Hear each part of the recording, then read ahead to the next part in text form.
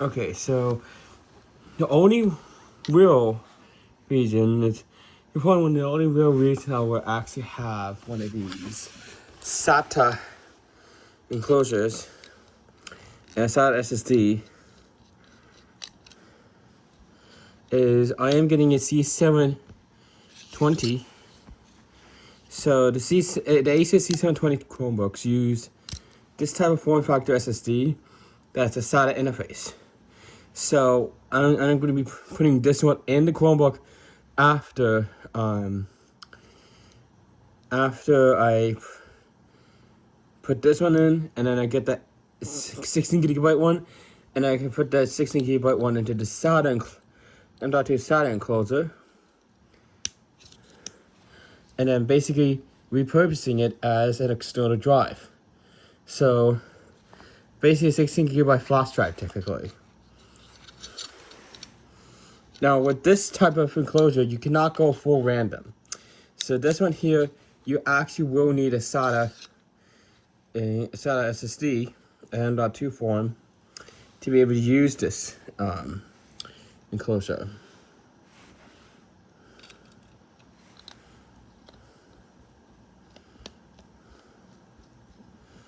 See, I screw that in. That's just a screw. So this one is an NVMe one.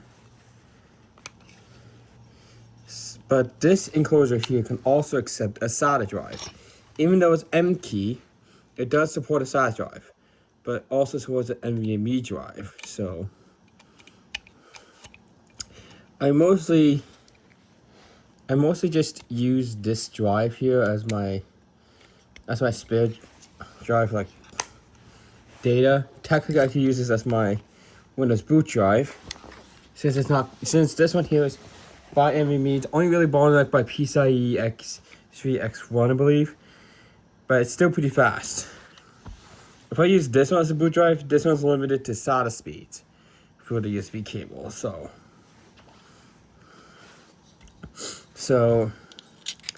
and this one, instead of being a button to release the closer, this one is literally screwed in. So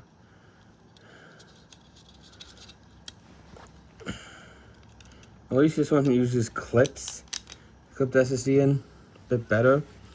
So if I go ahead and take this out, oh, sorry, knocked the camera. So the only reason I have this SSD in this enclosure for now is until I get the C720. Once I get the C720, that this is actually going to go into the C720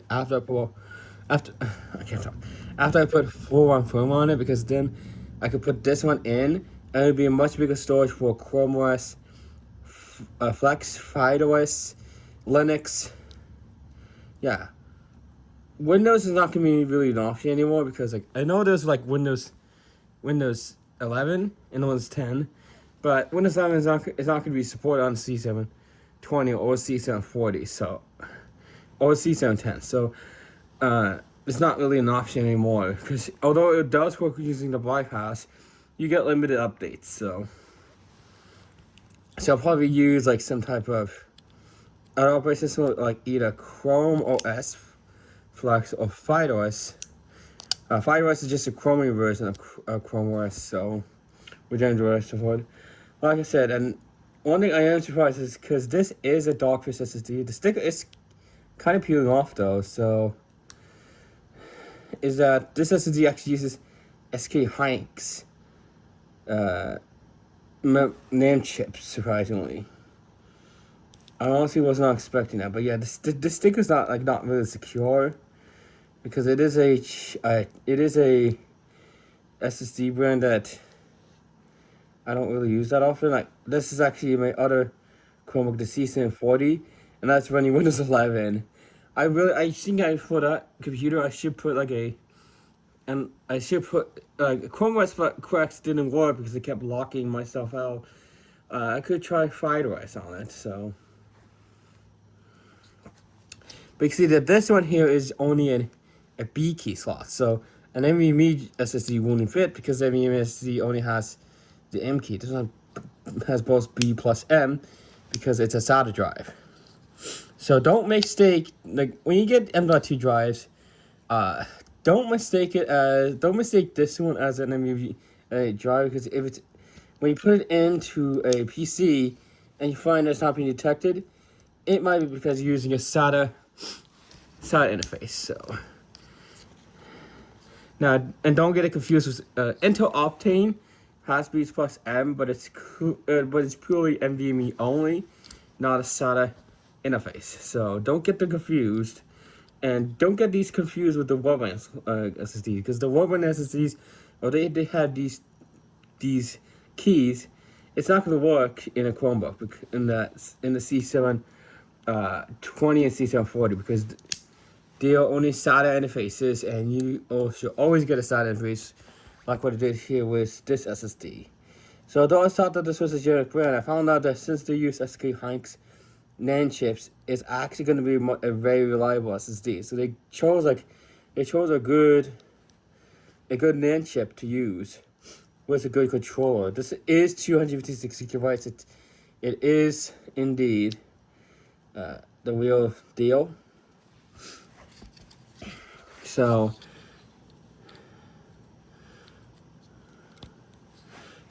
whenever you want to put an SSD in your PC, like your new PC build, don't get this for your PC. It's not going to be detected. You need an NVMe SSD. However, if you're using it for a Chromebook that uses this type of SSD, it should be fine. And the thing is, when you replace the SSD, you just got that SSD, and it's pretty much perfect to put it in an enclosure. So you could basically repurpose it as an external nifty drive. So you could basically put it into this enclosure. Once you put it into this enclosure and screw it up, you basically got your very own 16 gigabyte drive. So, like I said, the only reason why I will get a enclosure like this for a SATA drive, I'm not going to be using this one as my storage device, because I am going to be using that SSD in a ACC720 Chromebook, which has a 16 gigabyte one inside, to upgrade it to 256, and then I could put the 16 gigabyte drive in here and just repurpose it as an external drive for anything I want, basically. So this SSD enclosure is what's called NGFF one, where it's m.2, but it's still a SATA interface. So, but the thing is, a lot of people might be confused why I have an enclosure that's a SATA drive. It's just purely so I can repurpose that 16 gigabyte drive from that ACC7 20 Chromebook. That's the only thing why. So it works on computers fine, and the interface is only limited to SATA, so there's not gonna be any issues. So not gonna be much issues that I will see, and the fact that putting it in close like this makes it so the drive is also protected.